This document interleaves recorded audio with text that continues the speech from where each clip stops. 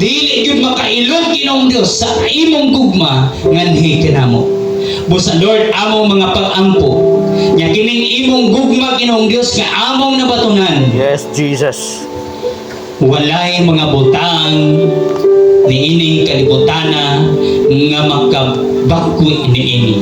Yes, Lord. Walay mga butang niining kalibutana nga makaagaw sa intensyon sa imong gugma nga kanamo.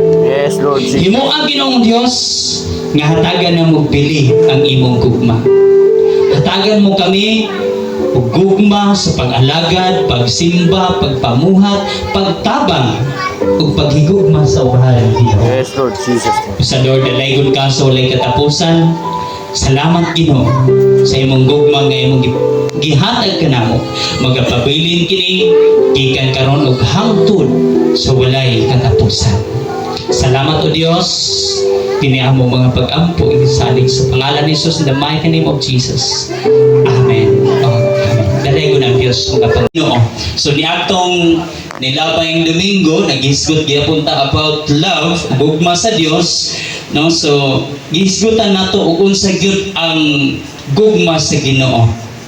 Now, dili nga kabuntagon ang ako ang tema ingon pa dinhi gugma nga dili mobiya. So, doon na po'y kanang gitawag nga unconditional love.